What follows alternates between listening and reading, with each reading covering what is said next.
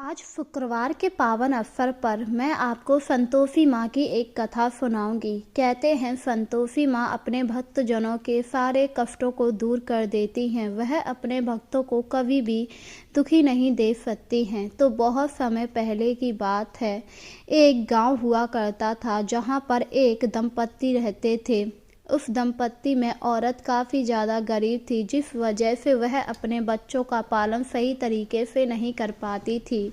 उसके 2 पुत्र थे, दोनों पुत्र बहुत ही गरीब थे। समय के साथ बुढ़िया संतोषी माँ की पूजा करती थी। धीरे धीरे समय गुजर रहा था। उसके पुत्र समय के साथ बड़े हो रहे थे। जब उसके पुत्र कमाने लायक हो गए तो एक दिन बड़े बेटे ने कहा, माँ मैं कमाने के लिए बाहर जा रहा हूँ। ठीक है बेटा, तुम जाओ पर लौट आना, क्योंकि तुम्हारी बूढ़ी माँ तुम्हारा इंतजार करेगी। आप चिंता मत कीजिए माँ, जैसे ही मेरे पास बहुत सारा धन हो जाएगा मैं आ जाऊँगा। यह कहकर बड़ा बेटा वहाँ से चला गया। अब घर पर सिर्फ छोटा बेटा था जो घर खर्च चला रहा था। छोटा बेटा अब अपनी बूढ़ी माँ की देखभाल नहीं कर सकता था और उसने कहा, माँ मैं भी कमाने जा रहा हूँ, पर बेटा अगर तुम चले गए तो फिर मेरी देखभाल कौन करेगा? मैं अकेली रह जाऊंगी। माँ क्या आप चाहती हैं कि बड़े भैया कमाएं और मैं ना कमाऊं? नहीं नहीं, मैं ऐसा नहीं चाहती हूँ। अगर तुम चाहते हो तो चले जाओ।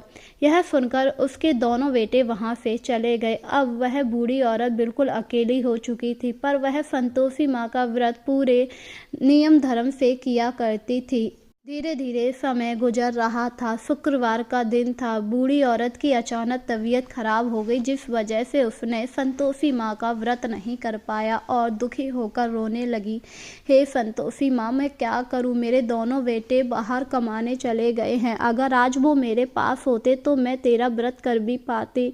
मुझे तो कुछ समझ नहीं आ रहा है। आज कई सालों बाद मेरा व्रत खंडित होगा, क्योंकि अभी तक मैंने व्रत छोड़े नहीं हैं।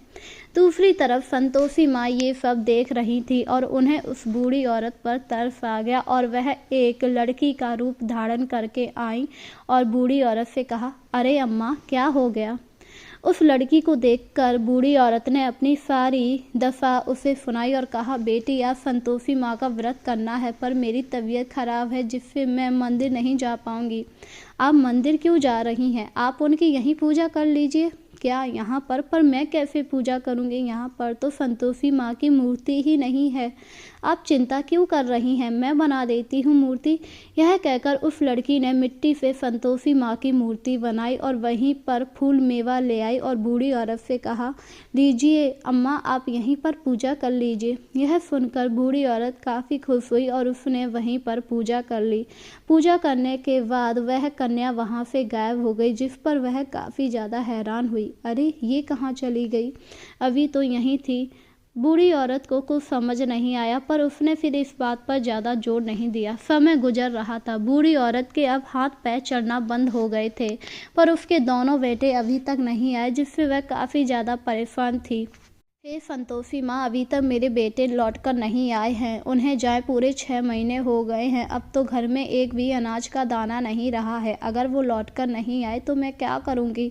दूसरी तरफ बड़ा बेटा तो एक सेठ के यहाँ काम करने लगा था, जहाँ पर उसे सेठ की लड़की पसंद आ गई और उसने उसी के साथ शादी कर ली। वहीं उसका छोटा बेटा एक मुखिया के घर पर काम करता था और मुखिया के छत्र छाया में रहकर उसने भी अपना घर बसा लिया था और अपनी बूढ़ी माँ को भूल गया, जिससे उसकी बूढ़ी माँ काफ़ी ज़्यादा दुखी थी। ये सब देखकर संतोषी माँ को उन दोनों लड़कों पर काफ़ी ज़्यादा क्रोध आया और उन्होंने कहा, मुझे इन दोनों को सबक सिखाना ही पड़ेगा। एक दिन बड़ा लड़का अचानक काम करते हुए गिर पड़ा, जिससे उसे अपनी माँ की याद आई, क्योंकि उसकी पत्नी ने उसकी बिल्कुल भी सेवा नहीं की और उसने कहा, काश आज मेरी माँ होती तो वो मेरी कितनी सेवा करती। और यही सोचकर बड़ा बेटा अपने घर को लौट आया। दूसरी छोटा बेटा को एक दिन मुखिया ने काफ़ी ज़्यादा मारा, क्योंकि उस पर चोरी का इल्ज़ाम लगाया गया था। लड़के ने काफ़ी मना किया, पर मुखिया नहीं माना और उसे उसकी पत्नी के साथ निकाल दिया, जिससे वह भी काफ़ी ज़्यादा दुखी हुआ और बोला, हे भगवान, लगता है ये सब मेरी माँ के दुख के कारण हुआ है। अगर मैंने उन्हें इस तरह छोड़ा ना होता तो मुझ पर आज चोरी का इल्ज़ाम नहीं लगा होता। मैं अपनी माँ के पास जा रहा हूँ। यह कहकर वह दोनों वापस से उस बूढ़ी औरत के पास आ गए। जब बूढ़ी औरत ने अपने दोनों बेटों और बहुओं को देखा तो वह बहुत ज़्यादा खुश हुई और बोली, हे माता रानी, आपने मेरी इच्छा पूरी कर दी है। आपका बहुत बहुत शुक्रिया। इस पर बड़े बेटे ने कहा, माँ मुझे माफ़ कर दीजिए, ये सब मेरी वजह से हुआ है। हाँ हाँ माँ, मुझे भी माफ़ कर दीजिए, मुझे इस तरह आपको छोड़कर नहीं जाना चाहिए था। अरे बेटो, कोई बात नहीं है, अब तुम लोग आ गए, मैं बहुत खुश हूँ।